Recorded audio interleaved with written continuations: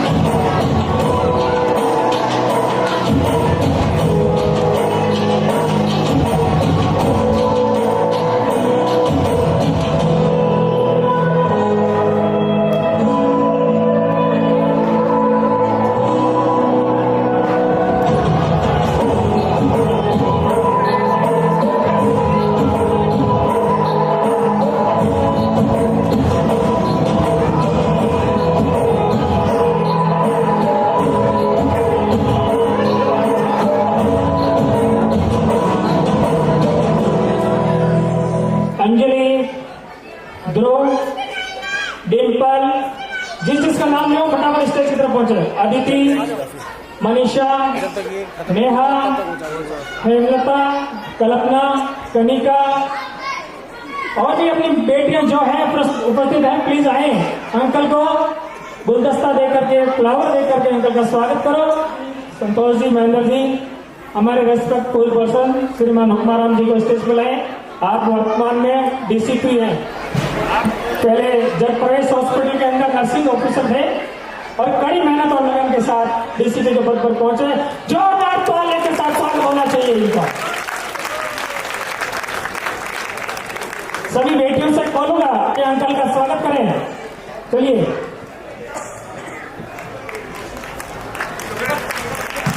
ये एक मिसाल कायम होने जा रही है। हमारी बेटियां और बेटों के लिए एक मार्गदर्शक बन के रहेंगे, एक प्रेरणा के स्रोत है हमारे हुक्माराम जी, जिन्होंने अर्श से अर्श का सफर तय किया है और हमें इसके लिए गौरवान्वित किया है।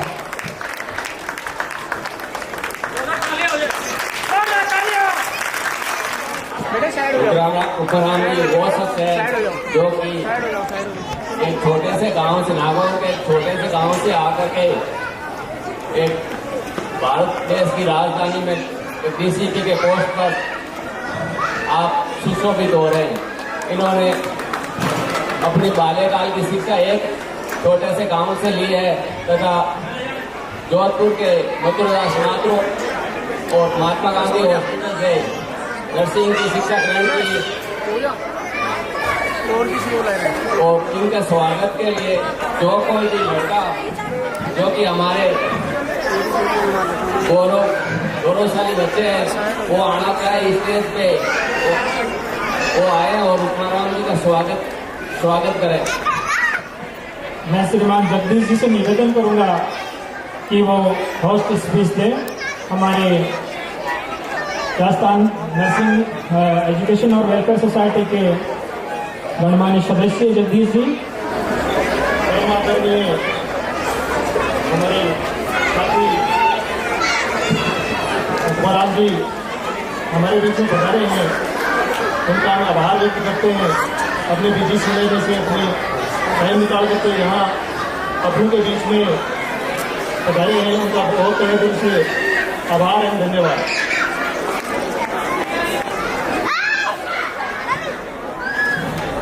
आप सभी को मेरा सादर नमस्कार। आज आप सबको एक साथ एक जगह देखकर मैं अपने आप को गौरवान्वित महसूस कर रहा हूँ। Rajasthan welfare and education society के इस बैनर तले आप सभी पधारे, ये हमारे लिए बहुत सौभाग्य की बात है। मित्रों, हमारी ये सोसाइटी पिछले काफी वर्षों से धरातल पर है और समय समय पर हम सब मिलकर एकजुटता का परिचय देते हैं। ये हमारे लिए गौरव की बात है। हमारी सोसाइटी हमेशा एक दूसरे की हेल्प करने के लिए तत्पर रहती है। पिछले 2 वर्षों तक कोरोना काल की वजह से हमारी संस्था हर एक सदस्य के लिए सेवारत हेतु तत्पर रही है और कई परिवारों को हमारी संस्था के साथ जुड़कर लाभ पहुंचा गया है। चाहे कोरोना किट की बात हो, चाहे किसी अस्पताल में मदद की बात हो, चाहे वो पॉजिटिव संबल की बात हो, संस्था का हर सदस्य ईमानदारी के साथ अपनी ड्यूटी निभा रहा है। मित्रों, अपने गांव गवार छोड़कर हम यहाँ पर आप आए हैं तो हमारी ये कोशिश रहेगी कि हम सब मिलकर एक दूसरे के सहयोग कर सके, एक दूसरे का साथ दे करके गांव की इस कमी को पूरा करने की कोशिश करेंगे। बच्चों के लिए उच्च शिक्षा हेतु भी परिवार विचार कर साझा कर हमारे शिक्षा के क्षेत्र से जुड़े विभिन्न सहयोगियों से हमने लाभ प्राप्त किया है। उम्मीद है आगे भी हम सब मिलकर एक दूसरे की हेल्प करते रहेंगे। मित्रों, ये हमारा बड़ा परिवार है जिसका हर एक सदस्य हमारे लिए महत्वपूर्ण है।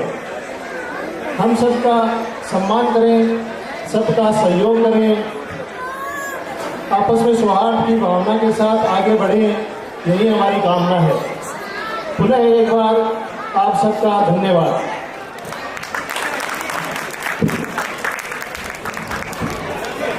एक संदेश सबके लिए जो जगदीश जी ने दिया है, सौहार्द और सद्भावना का, उसको हम हमेशा आगे बढ़ाएंगे और साथ में लेके चलेंगे। हमारी महफिल में लोग बिन बुलाए आते हैं, हमारी महफिल में लोग बिन बुलाए आते हैं, क्योंकि हमारे यहाँ स्वागत में फूल नहीं पलके बिछाए जाते हैं।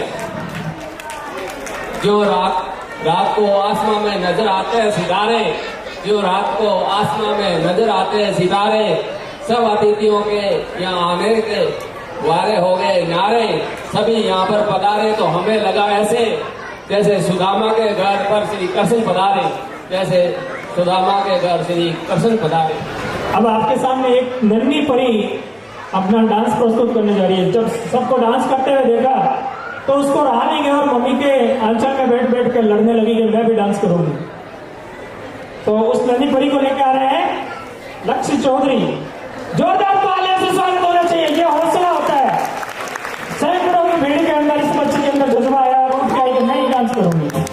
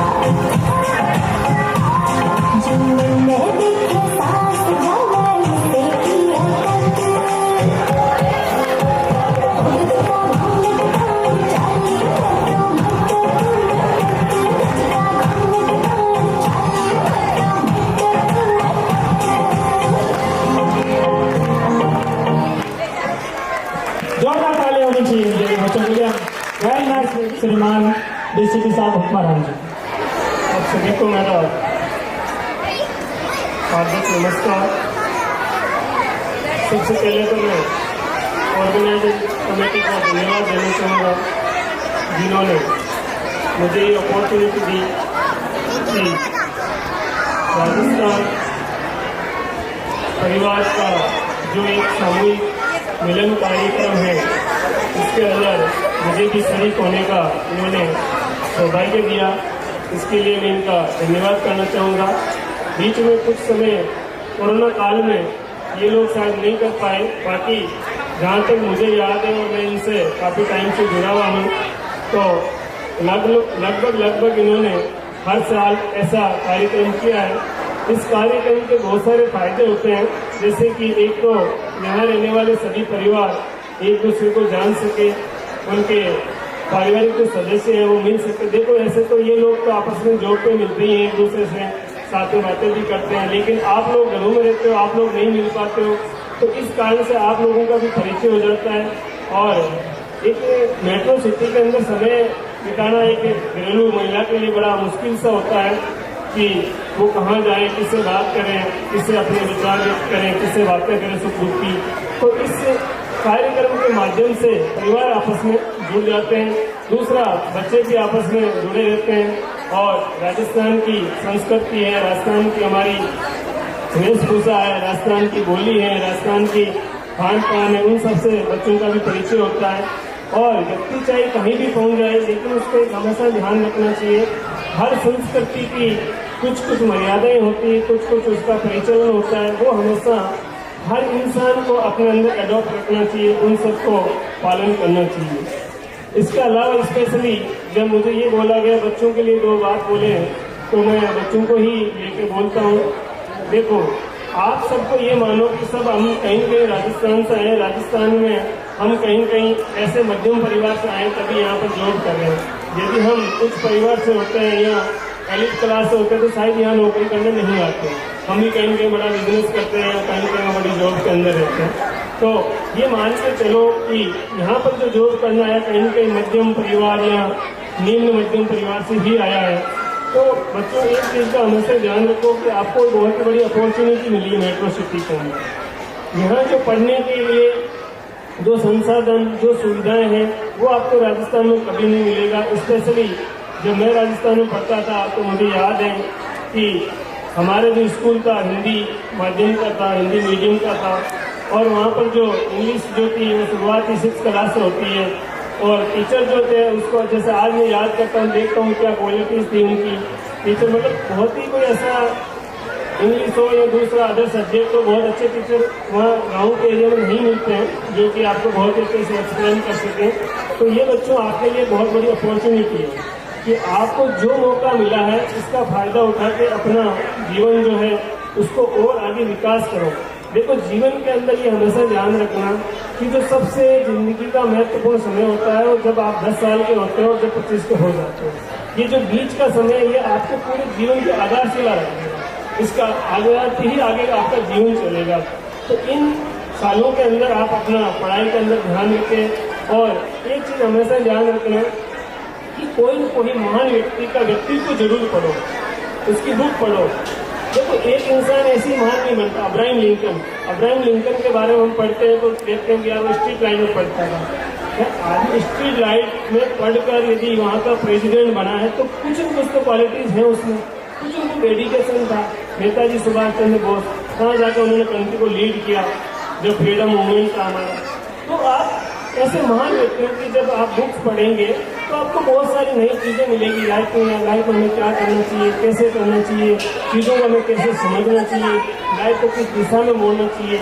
और एक आपको मोस्ट जो इम्पोर्टेंट है, मैं आपको एडवाइस करूंगा कि जो सिटी का कल्चर, मेट्रो कल्चर अब्यूजिंग, उससे प्लीज आप लोग थोड़ा सा हटें, इसको अवॉइड करें। स्पेशली आप यूट्यूब, ये दूसरा सोशल मीडिया, ये आपके लिए नहीं है। ये समय अभी आपका नहीं है कि आप सोशल मीडिया पर टाइम स्पेंड करें।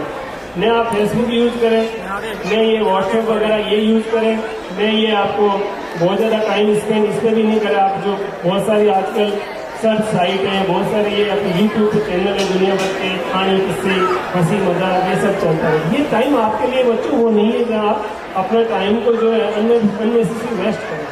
आपका ये टाइम है जब आप अपने जीवन के विकास की आधारशिला लिख रहे हैं। अब इस पर डिपेंड रहता है कि आप वो आधारशिला लिखते वक्त किन चीज़ों पर ध्यान देते हैं। यदि आप अपना टाइम वेस्टेज करेंगे तो आप डेफिनेटली मान के चलिए कि आपके जीवन के अंदर बहुत ज़्यादा आगे अच्छी चीज़ें तो नहीं होंगी। आप एक कहीं के अंदर ये हमेशा एक ध्यान रखना कि यदि मैंने किसान परिवार में जन्म लिया तो एटलीस्ट मैं उससे एक पीढ़ी आगे तो दो। ये सोच के आप करोगे तभी होता। नहीं तो अदरवाइज मैं जिस गाँव से आया, बहुत ही छोटा सा गाँव था, मैं जो पढ़ता था मेरे गाँव में 10th का बोर्ड बनाई था और बोर्ड के एग्जाम में हम किसी और गांव में देने जाते थे। हिंदी माध्यम का स्कूल था, घर में इलेक्ट्रिसिटी भी नहीं थी, हम लालटेन पढ़ते थे, यहाँ पे दूसरे के घर से बल्ब लेके पढ़ते। आप सोचो कि ऐसी परिस्थिति में जब पढ़ना होता है कितना कठिन होता है। आज आप देखो, आपको 24 आवर्स इलेक्ट्रिसिटी है, सब कुछ है, खाना पीना, मदर केयर कर रही है, फादर कर रही है, ट्यूशन मिल रहा है आपको, हर चीज़ है, इंटरनेट अवेलेबल है, जिसमें बहुत सारी आपको अपॉर्चुनिटी, बहुत सारी आपको इन्फॉर्मेशन मिलती है। तो आप इन सब को आप जो कंस्ट्रक्टिव एक माइंड आप रखो और जो टाइम आप स्पेंड करो इसमें कहीं कहीं आउटपुट ना हो, ऐसे वेस्टेज मत करो। इसी के साथ मैं आपका फिर से ऑर्गेनाइजिंग कमेटी का धन्यवाद करना चाहूँगा कि उन्होंने मुझे एक अपॉर्चुनिटी दी कि आप सबसे मैं मुखातिब हो पाऊँ। सबसे थैंक यू। जय हिंद, जय भारत।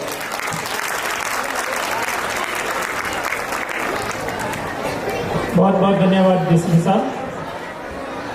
बच्चों, इसके अंदर बहुत बड़ी चीज छुपी है जो हुक्माराम जी ने बताई है कि किस परिस्थितियों में पढ़कर यहाँ पर पहुंचे। एक बार सब शांत हो जाइए।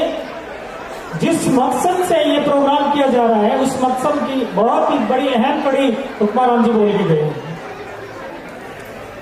गांव के अंदर एक व्यवस्था होती थी जहां पर लाइट नहीं होती थी, दिन में टाइम फिक्स होता था कि रोशनी अगर दिन की हो तब तक पढ़ लो, अंधेरे के अंदर लालटेन में पढ़ना पड़ेगा। लालटेन के अंदर पढ़ करके हिंदी मीडियम गवर्नमेंट स्कूल के अंदर पढ़ते हुए और मेहनत और जज्बे के साथ इन्होंने आज दिल्ली तक का सफर तय किया है। तो आज दिल्ली के अंदर जो बच्चे पढ़ रहे हैं, जो पेरेंट्स पेरेंटिंग कर रहे हैं, उनके लिए बहुत बड़ा सुअवसर है और ये सीखने की चीज है कि परिस्थितियां कैसी भी हो, सफलता हासिल की जा सकती है। उसके लिए कड़ा संघर्ष, हौसला और मेहनत चाहिए होती है। 50% संभावनाएं दिल्ली आने के बाद में सबकी जो आगे बढ़ने की संभावना या परिस्थितियां वो अनुकूल कर दी गई है। तो कम से कम इस अनुकूल परिस्थितियों का फायदा उठाते हुए सभी बच्चों से अनुरोध है, हुक्माराम जी की तरफ से भी और हमारी सोसाइटी की तरफ से भी, कि अपनी लगन और मेहनत से इस सफर को तय करें और अपने देश, अपने राजस्थान, अपने परिवार का नाम रोशन करें। अब अगले प्रोग्राम को आगे बढ़ाते हुए हमारे बीच में अलवर से कॉमेडियन पधारे हैं, जो अगले आधे घंटे तक आपको हंस कर लोट कर देने वाले हैं। क्या आप लोग तैयार हैं इसके लिए? तालियों के साथ बताओ, तैयार हो? चिराग जी जैन को बुलाया जा रहा है, आप रेडी रहे। मैं मंच के अगले आधा घंटा श्रीमान चिराग जी जैन को देता हूं और आशा करता हूं कि आप सबको हंस कर लोट करेंगे। श्रीमान चिराग जी जैन। सबसे पहले चिराग जी जैन के स्वागत के लिए मैं श्रीमान जगदीश जी, सईराम जी जो राजस्थान से पधारे हैं, चिराग जी इनको माला देकर के स्वागत करें। श्रीमान जगदीश जी, सईराम जी, संतोष जी, गुप्ता जी।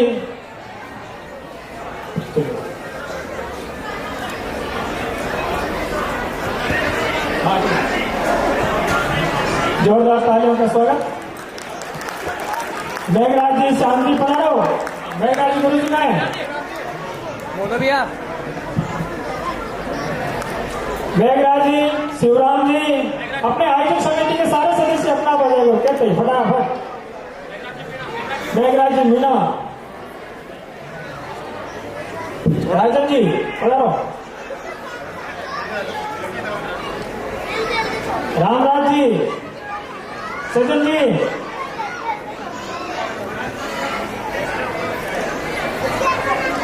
एक मौका मिल रहा है फोटो स्नैप का, तो स्वागत भी हो जाएगा और फोटो भी हो जाएगा।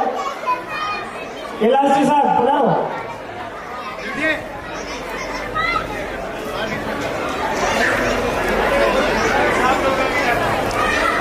भाई एक फोटो 2 फुट मेरे मिलेगा।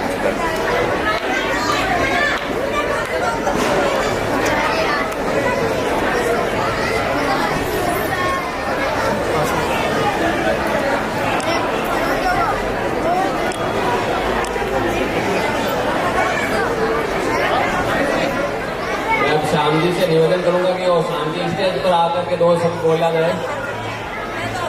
सर जी,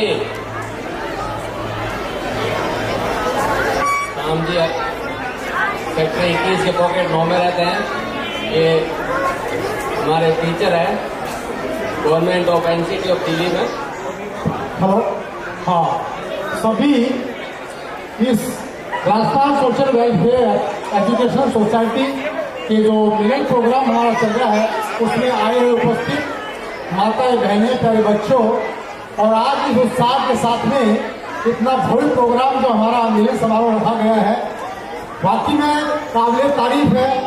और मैं उस व्यक्ति को सबसे पहले नमन करना चाहूँगा जिसके दिमाग में ये उपज, ये विचार आया कि दिल्ली में हमारी पहचान राजस्थान की, हमारी एकता को आज जो सेक्टर D21 और हमारे सभी भाई जो आए हुए हैं, तो उनके द्वारा इतना भव्य प्रोग्राम जो चलाया जा रहा है, तो सबसे पहले तो मैं साधुवाद सज्जन का, जिनके दिमाग में विचार आया क्यों ना हम राजस्थानी मिलकर के और संगठित होकर के और इस प्रोग्राम को हमने यहाँ पर आज साकार रूप दिया है। इससे पहले भी प्रोग्राम होते आए हैं, लेकिन कोरोना काल के कारण बीच में थोड़ा नहीं हो पाया था। तो देखिए, एक महामारी जिससे बच करके यदि हम आप और हम इस आज प्रांगण में अपना कल्चर प्रोग्राम मना रहे हैं, हंसी खुशी से मिलन प्रोग्राम कर रहे हैं, तो परमात्मा का आशीर्वाद आप और हम पर, सभी परिवारों पर बना रहे।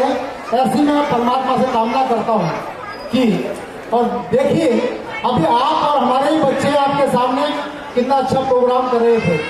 बड़े खुशी की बात है, हम कहीं जाते हैं दूसरों के प्रोग्रामों को जब देखते हैं तो हम भी सोचते हैं कि नहीं, हमारे बच्चे भी कोई प्लेटफॉर्म मिलना चाहिए। तो ये जो प्लेटफॉर्म अपना है, हमारा अपना है, जिसमें हमारे ही बच्चे जो है आज पार्टिसिपेंट्स बनकर के और अपने प्रोग्राम कर रहे हैं। और आप जानते हैं कि राजस्थान की तो महिमा, राजस्थान की कल्चर पूरे भारत में ही नहीं वर्ल्ड वाइड है। हमारे पधारो मारो राजस्थान, पधारो हमारे देश, ये जो कल्चर है ये पूरे वर्ल्ड वाइड है। हमारा राजस्थान कोई छोटा मोटा प्रदेश नहीं, आज भारत का नंबर 1 का प्रदेश है।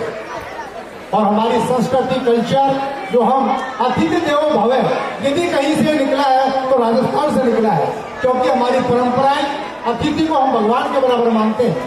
ये आप और हमारे घर से निकली ये परंपरा है, जो आज पूरे भारत का जो टैग है, जो वर्ल्ड वाइड है, जिसकी पहचान है भारत की, वो हमारी देन है, राजस्थान की देन है। इसलिए हमको राजस्थानी होने पर गर्व होना चाहिए, अभिमान होना चाहिए, हम राजस्थानी हैं। हमारा राजस्थान का इतिहास शौर्य से भरा हुआ है। अब मैं इस विषय पर ज्यादा न बोलते हुए आपको चंद एक गाने की लाइनें सुना देता हूँ, इसके बाद क्योंकि प्रोग्राम ज्यादा लंबा चल रहा है। इस दिल्ली में हम राजस्थान से चल करके आए हैं, हमारे बच्चों का जन्म यही हुआ है। आप और हम शायद राजस्थान में पैदा हुए, हमारे माता पिता राजस्थान से आए हैं यहाँ पर कमाने खाने के लिए, आज हम यहाँ के बासिंदे हो गए हैं। तो ये गाने लाइनें चलने के लिए है। बड़ी दूर से आए हैं प्यार का तो फलाए हैं, बड़ी दूर से आए हैं प्यार का तो फलाए हैं, अपना दो या ठुकरा दो प्यार का तो फलाए हैं, अनजानी राहों में कोई साथी तो मिलेगा, अनजानी राहों में कोई साथी तो मिलेगा, कोई तो होगा जो हमको समझेगा।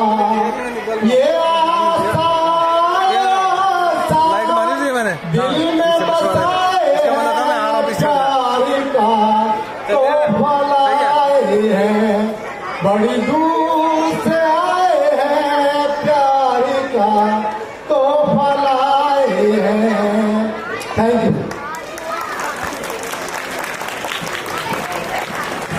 बहुत बहुत धन्यवाद सर। प्रोग्राम की अगली कड़ी के लिए मैं मंच सपोर्ट करता हूँ श्रीमान जैन साहब को, चिराग जैन साहब। आप नेताजी लपेटे में नाम का एक एपिसोड आता है, किसी ने सुना होगा तो, न्यूज 18 पर भी आता है। लगातार उस कार्यक्रम का संचालन और हास्य के साथ में इस प्रोग्राम को चलाते हैं ये लोग। तो मैं चिराग जी से निवेदन करूंगा कि अगले आधे घंटे तक आप इस प्रोग्राम को देखें। आज अंतर्राष्ट्रीय पुरुष दिवस है और सामने सोफों पर पुरुषों को बैठने की जगह नहीं मिली, इसके लिए पुरुषों को बहुत बहुत बधाई देता हूँ।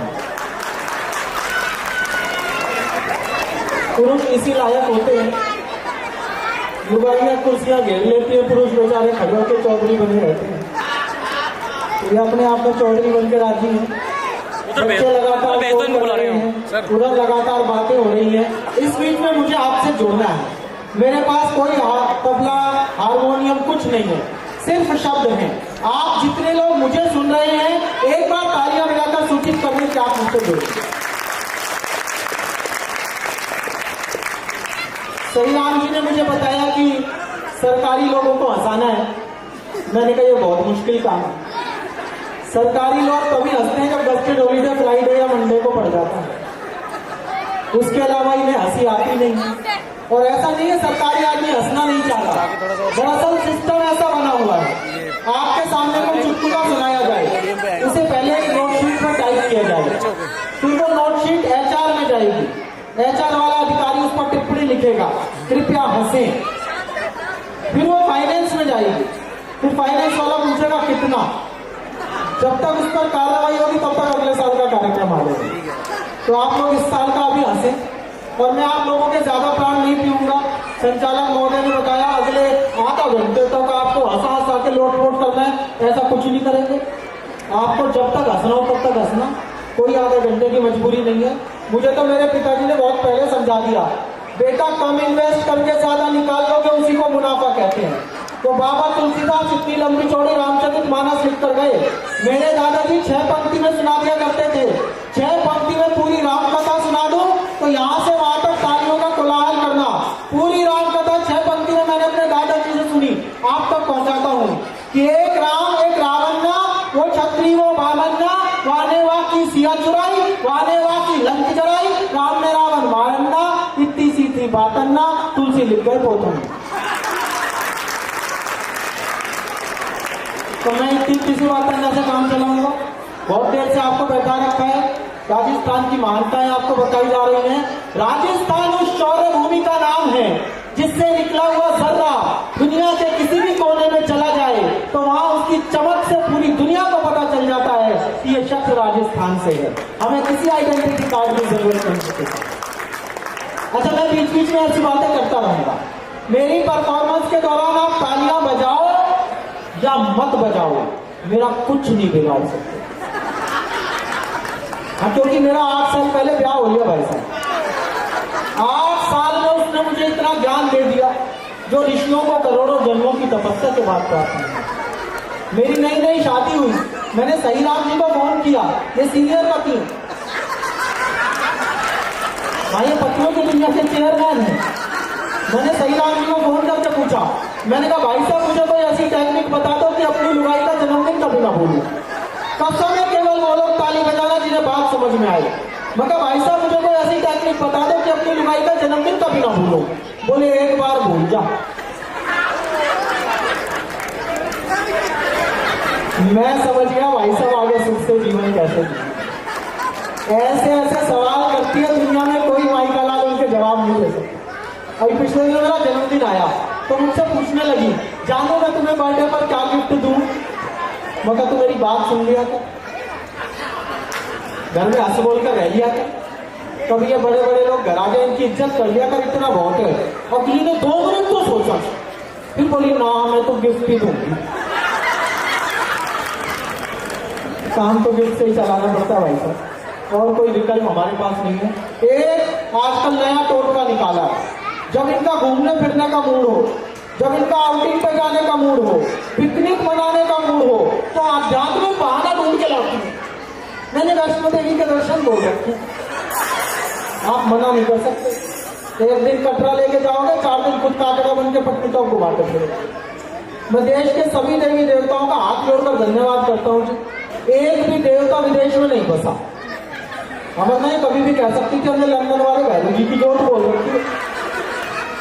आदमी भैरव जी की जोत जलवाने के चक्कर में खुद बजरंगी हो जाता था। लेकिन हम साहब पति हैं, हमें बड़ी से बड़ी चुनौती से जूझना आता है। अच्छा, अभी यही बुराई अगर पुरुषों की हो रही होती, पतियों की हो रही होती, तो ऐसे उछल उछल के तालियां बजाती। ऐसे चुप बैठिए जैसे हमने तो कुछ किया ही नहीं, हमें पता है आपने तो कुछ किया ही नहीं। अच्छा सर, कितनी बड़ी संस्था खोल लो, कितने बड़े पद पर बैठ जाओ, कितने बड़े मिनिस्टर बन जाओ, एक ताने से मुक्ति नहीं पा सकते। दिन में 20 बार कहेगी तुमने मेरी जिंदगी नरक बना दी। केवल उन 2-4 बेचारों ने ताली बजाई है जिनकी बनी नहीं। अब तुमने मेरी जिंदगी नरक बना दी। कोई धमका मिला होता तो मैं कितनी खुश रहती। जैसे हमने मिलते तो उन्हें कोई धमकी कुबेर मिल रहा, लेकिन बोलती है साहब एक दिन मैंने यही लगता। मैंने कहा देखो, प्राणी यदि प्रसन्न रहना चाहे तो प्रसन्नता उसके भीतर होती है। बाहर की परिस्थितियां उसके सुख और दुख के लिए जिम्मेदार नहीं होती। वो बोली कैसे? अब मैं सिद्ध करता हूँ, और सही सिद्ध कर दूं तो कसम है आप लोगों को, सत्य के समर्थन में तालियां बजाना। मैंने कहा इन महिलाओं को आप स्वर्ग में भी छोड़ दो, इससे बढ़िया जगह तो नहीं बनाई थी ब्रह्मा जी ने। वहां इनकी कोई सहेली मिल जाए। पहला संवाद क्या होगा? अप्सरा को देखा, देखो ड्रेसिंग सेंस नहीं, कैसे कैसे कपड़े पहने। एवं साहब हमें आप नरक में भी छोड़ दो, वहां हमारा कोई दोस्त मिल जाए, एक ही बात पूछेगा, यमराज की बेटी देखी? तो यमराज की बेटी में भी सुख ढूंढ लेते हैं साहब, कोई हमारा क्या बिगाड़ सकता है? ये सिर्फ महिलाओं के नखरे हैं। एक लाल रंग के भी 300 नाम बता देंगी, ये वाला रेड, वो वाला रेड, ऐसा वाला रेड, वैसा वाला रेड। हम सीधे साधे पुरुष कंडीशनर से सिर धो जाते हैं, सारा दिन सोचते रहते हैं बिना झाग वाला शैम्पू घर में कौन लेता है। और एक वो आता है अंतरराष्ट्रीय आतंकवाद दिवस, करवा चौथ। उससे बड़ा आतंक कोई नहीं होता भाभी। करवा चौथ के दिन आप इन्हें देखिए, 25 रुपये की मेहंदी लगा कर आएंगे बुध बाजार में पट्टे पर बैठकर, और पूरे घर में हंगामा। देखो कैसी लगी, देखो बेल नहीं बना, देखो पोलवा नहीं भरा। एक हम साहब 2500 रुपए की पीकर आएंगे, चुपचाप सो जाएंगे। इसे कहते हैं सादा जीवन उच्च विचार। ताली वाली बीच में बजाते रहो, वरना यही पुराण जारी रखूंगा। अच्छा एक चीज और आपको बताऊं, आज तो पुरुष दिवस है, आज के दिन तो हम बोल ही सकते हैं। आप कितनी भी दुनिया में कैसी भी सभा कर लो, एक वाक्य आपको सुनने को जरूर मिलेगा, हम महिलाएं पुरुषों के कंधे से कंधा मिलाकर काम करती हैं। अच्छी बात है, करना भी चाहिए, लेकिन रात में अगर अचानक से भूकंप आ जाए, हंगामा मच जाए, कोई आपत्ति आ जाए, ऐसे में तुरंत कहेंगी जाके देखो ना क्या है तुम्हारे होते, मैं जाऊंगी, तुम्हें शर्म नहीं आएगी? तब पता नहीं कौन सा कंधा मिलता है। रात के 2 बजे मेरे मोहल्ले में हंगामा मचा साहब, भरी ठंड में लुगाई ने मुझे जगाया, जाके बाहर देखो क्या हो रहा है। मैं बाहर गया, सारे मोहल्ले के औजिज लोग लाठियां लेकर घूम रहे। मैंने कहा क्या हो गया? बोले कुछ नहीं जैन साहब, किसी ने पानी की टंकी में जहर मिला दिया, आप पानी मत पीना, हम पानी की टंकी साफ करवा रहे हैं। मैं वापस आया, सोने लगा। लुगाई ने पूछा कैसा हंगामा था? मैंने कहा कुछ नहीं, आवारा लड़के थे, बिना बात का हल्ला कर रहे थे, तू पानी पी के सो जा। तो हमारे मन की सद्भावनाएं हमेशा ऐसी हैं, हम इन्हीं सद्भावनाओं के साथ काम करते हैं। और एक बात आपको बता दूं साहब, कितना भी ठहाके लगवा लें, कितनी भी मस्ती कर लें, अब आपके समर्थन में बोलने की कोशिश कर रहा हूं, अगर आज आप मुखर नहीं हुए तो मुझे लगेगा कि आज रानी लक्ष्मीबाई का जन्मदिन ना इन्हें याद है, ना इन्हें याद है। आपकी जागृति देखना चाहता हूं। जिस लॉकडाउन में अस्पतालों में डॉक्टर नहीं मिल रहे थे साहब, जिस लॉकडाउन में विद्यालयों में अध्यापक नहीं मिल रहे थे, उस दौरान सिर्फ एक डिपार्टमेंट ऐसा था जहां ना कभी ताला लगा, ना कभी उसका बजट बिगड़ा, वो इन्हीं महिलाओं की रसोई थी, जिसके मैनेजमेंट ने आपके लॉकडाउन की सजा को पिकनिक में तब्दील कर दिया। और इनकी हमारी जिंदगी में जरूरत क्या है? सही बोल दूं तो फिर समर्थन करना। आप 4 पुरुष टाई सूट लगा के बढ़िया गाड़ी में सूटित वूटित होके एक कमरा किराए पर लेकर जा रहे हैं रोहिणी सेक्टर 20 में। मकान मालिक कहेगा 4 छड़े छड़े हैं, इन्हें मकान किराए पे नहीं देंगे। लेकिन आप 4 पुरुषों के साथ एक महिला होगी, वही मकान मालिक कहेगा घर परिवार वाले लोग हैं, इन्हें कमरा किराए पर दे देंगे। एक महिला से हमारा अस्तित्व बदल जाता है साहब। 3 पंक्ति की एक कविता सुनाता हूं आपको, और यहां से वहां तक जो महिलाएं बैठे जागृत हो ना, मुझे बताना कि मैंने ठाकों का ट्रैक छोड़कर आपका पक्ष लेकर सही किया। 3 पंक्ति की कविता।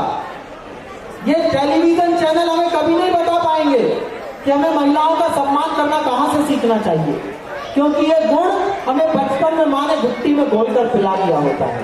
3 पंक्ति की कविता पढ़ रहा हूं, और पकड़ में तो इस कोलाहल के बीच में मुझे बताना संवेदना कहां बैठी है। मेरे पिता ने बचपन में मुझे कभी गुड़िया से नहीं खेलने दिया। मेरे पिता ने बचपन में मुझे कभी गुड़िया से नहीं खेलने दिया, ताकि मैं सीख सकूं कि लड़कियां खेलने की चीज नहीं है। ये हमारे वो संस्कार हैं जो बेटी बचाओ और बेटी पढ़ाओ के अभियानों के ऊपर लिखे जाने चाहिए।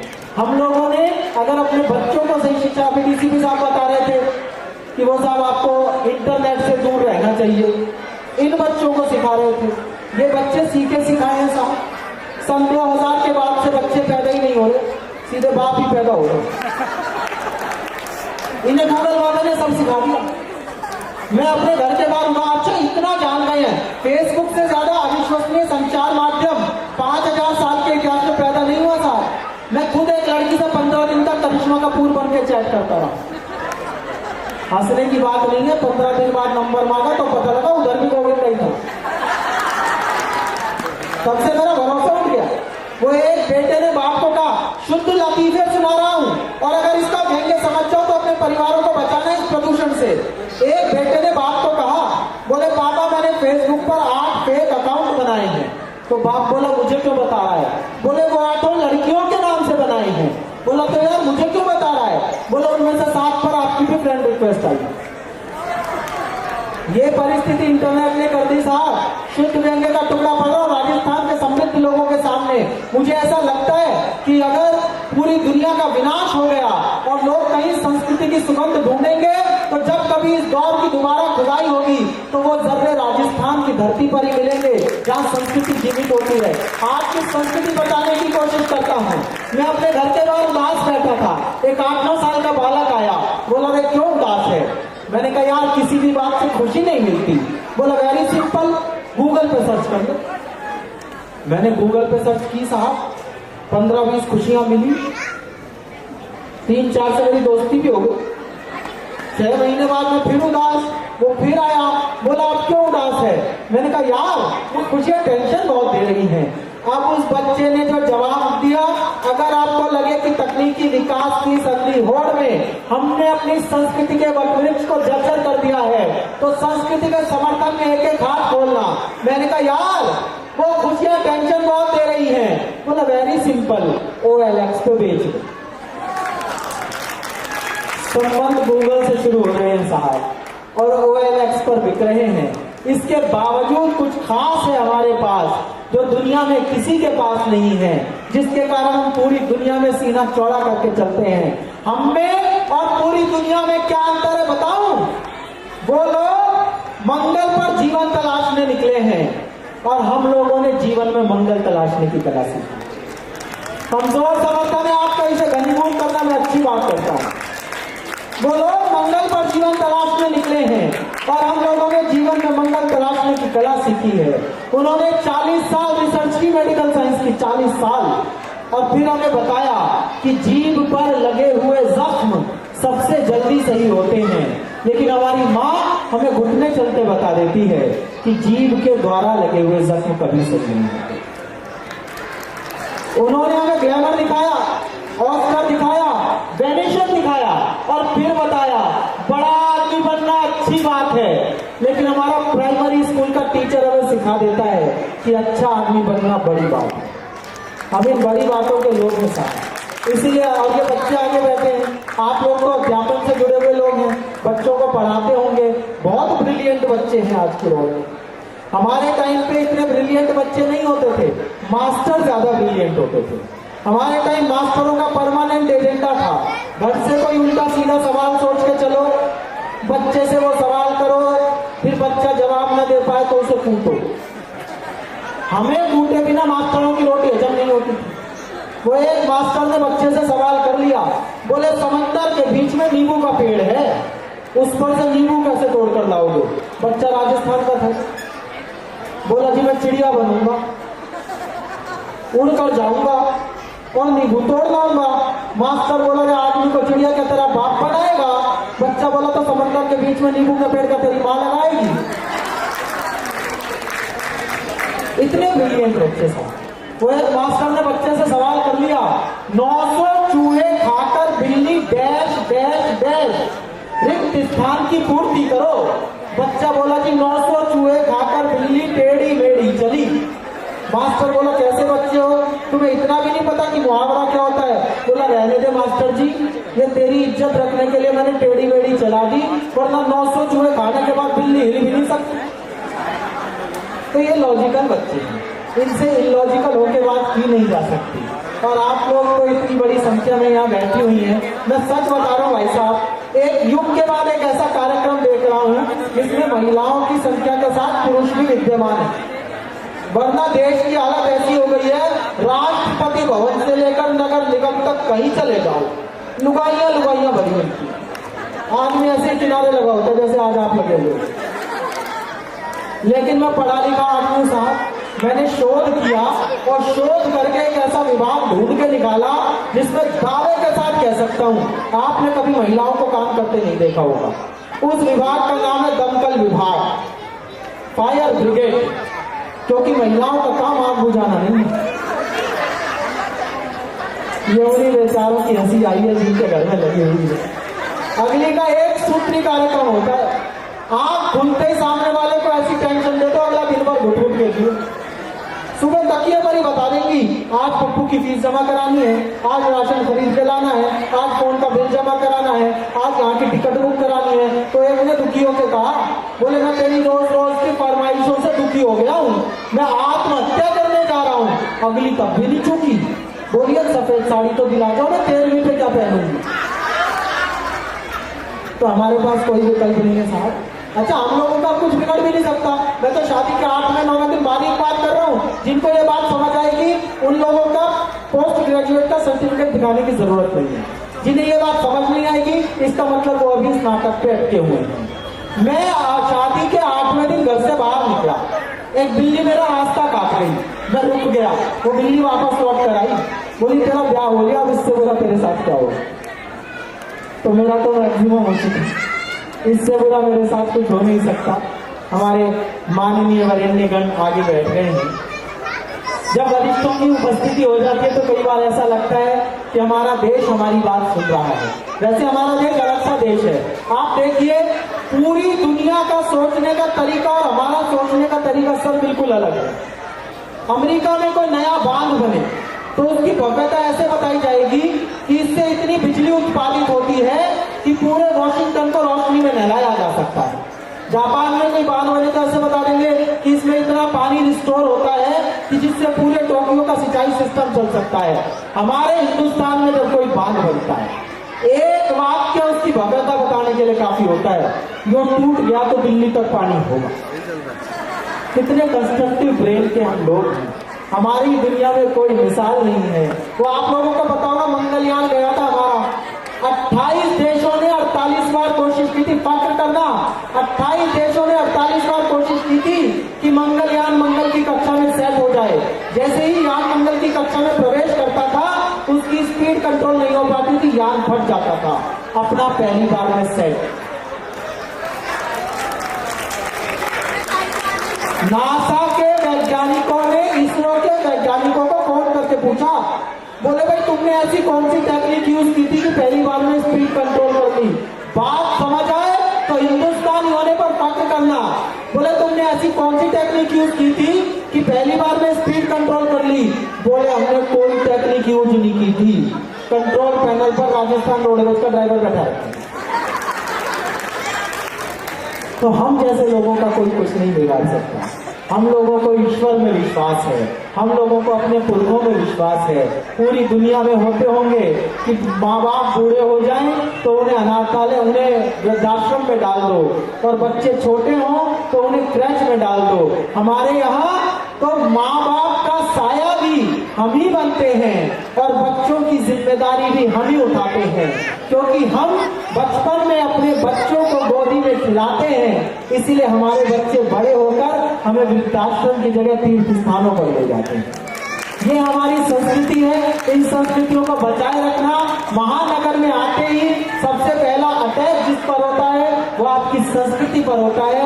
आप उसे बचा कर रखें। मैं आप लोगों के लिए यही दुआ करता हूँ कि अपने परिवारों से दूर, आप महाराणा प्रताप के वंशज हैं जिन्होंने तमाम लालच के बावजूद अपनी जमीन नहीं छोड़ी थी। मैं उन महाराणा प्रताप के वंशजों को कहना चाहता हूँ, आप जहाँ रहें वहाँ अपना कुंभलगढ़ बना लेना, अपने राजस्थान को मत भूलना, वरना ये महानगर आपको भूल जाएगा। इस तरीके के आयोजनों से जुड़े रहना।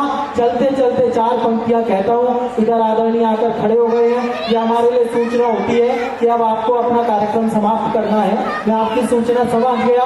4 पंक्तियां पढ़ता हूँ, मुझे मन से विदा कर देना। मैंने जिंदगी में पहली बार इतने कोलाहल में परफॉर्म किया है। मुझे लगना चाहिए मेरी बात आप तक ठीक से पहुंची है कि अपने जख्मों को भी आईना बनाया हमने, आपको हंसता हुआ चेहरा दिखाने के लिए। इतना आसान नहीं खुद का तमाशा करना, कलेजा चाहिए और उनको हंसाने के लिए। बहुत बहुत धन्यवाद। आप हंसते रहें, मुस्कुराते रहें। जय हिंद, जय भारत।